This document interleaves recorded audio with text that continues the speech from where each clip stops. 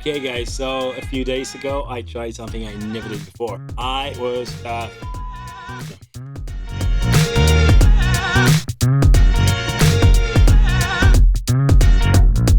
Hey guys, today we're having a bit of a different video. We're gonna talk about working in a studio environment, not like this, because here I have a one Sony FX6, I have one Lumix S52X, I have a light there, I have some lights, all around me if lights didn't die, and then I have one key light there.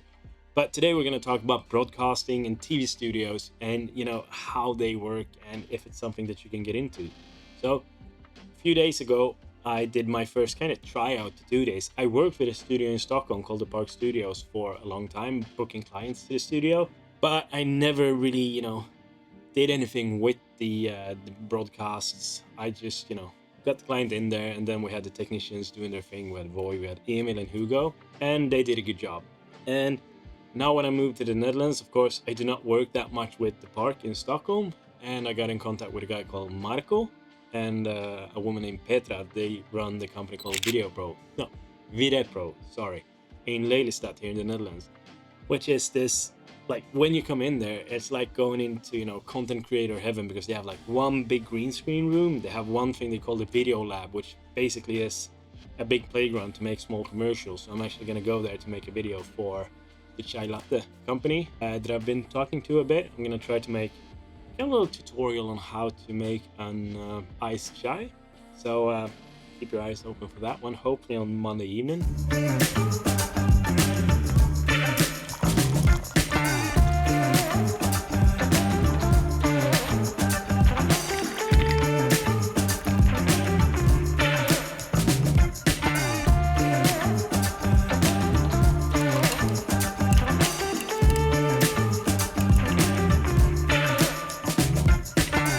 And then they have this big studio space. We have kind of a living room, and you have like a studio setting with what is it, like how you can be, with a panel.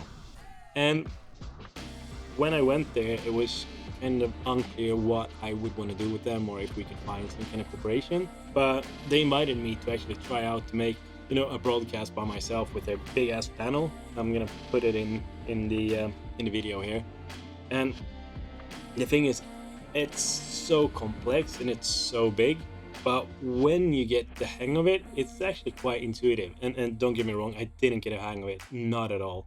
It was super hard. I actually got to do a live broadcast for Marco's brother's company, and they're working with sustainability, and they had like this big pitch, which was important but also not important enough that I couldn't do it, if we say it like that.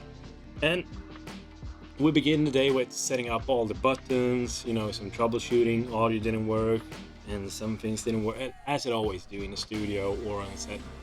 But yeah, so I got to try around with the buttons, and then it was just full go. I nailed it. Yeah, so you can now call me a broadcast genie or a broadcast expert. Yeah, I know, it's insane, right? No, I'm just kidding. It was stressful. I was anxious, but yeah, and also above that, it was really fun. It was fun to challenge myself in doing something else, because like with the regular video work that I do, I get to be really creative. I get to do all these cool camera angles, whereas here I'm actually stuck with a few camera angles, and then they had a rail going, so it's still very creative, but you can't move. Like if you want to go just tilt the camera a bit, or you can't really do that. But those are things that you probably can if you practice more. Now I was fully busy with one hand on one panel and one hand on the other to just switch to the right camera. I didn't have time to do the zoom ins. I had done some presets, and then I had Ralph who actually helped me with centering sometimes when there was this power window and the guy in the frame was moving.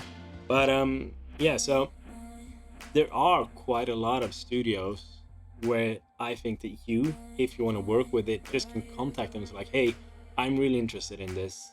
Could I maybe come and try? Or are you looking for, I don't even know what the name is, broadcast engineer? Yeah, I don't know what the name is, but I think that you could probably work there without having issues at all. is that even word to say? But I have no idea if that's what we're going for in this case. But what I realized was, like, when I was there, we had fun. We were a bit stressed, of course, but it's a really nice kind of tight-knit group when you are in that kind of environment with people that do the same thing. You have fun, you laugh, you do all the things together, and then you kind of, you know, form kind of a bond. It was, well, I'm not gonna lie, it's like when nerds like us with cameras or broadcasts or video or photo get together, it's like, you know, kindergarten, and that's a place where everything's just like whoa, whoa, whoa.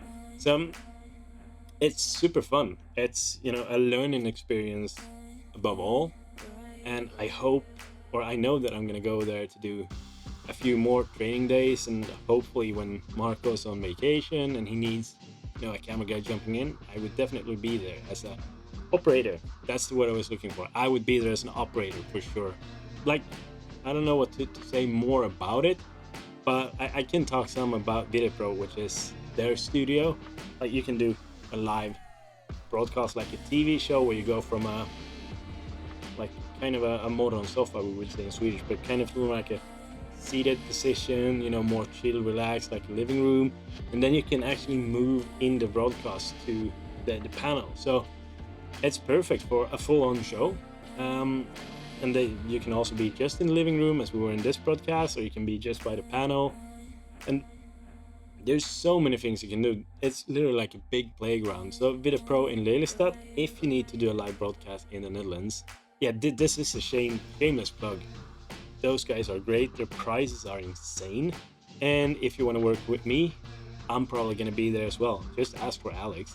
So yeah, this was just a super quick. I'm gonna have a few follow-ups on this one because this is kind of like a new project for me. Of course, my main thing that I want to do is coloring, which is the funniest experience ever. I love coloring, especially when you have all these new looks and you can develop the film looks that you want. I'm also gonna go make a video about the new film look plugin in, well, like the native effect film look in DaVinci Resolve 19, which is a really nice kind of scaled down dehancer, not as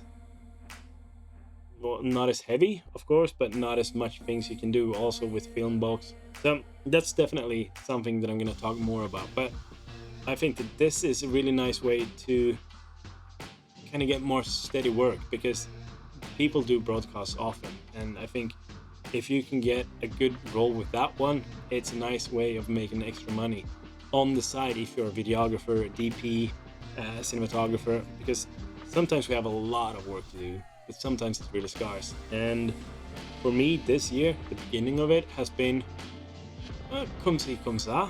Now I have a few really nice projects lined up, which is really thankful about that. But then it's gonna be summer, so I'd say that this is definitely something that if you're interested, you know, drop me a comment, drop a like, ask about it, or ask how you can get into it, and I can ask the guys at Videopro what people would think about if they contact a company like that. But yeah, I think that's it for now. I'm sorry I looked down. I just saw something on the floor that shouldn't be there. It was not a lens.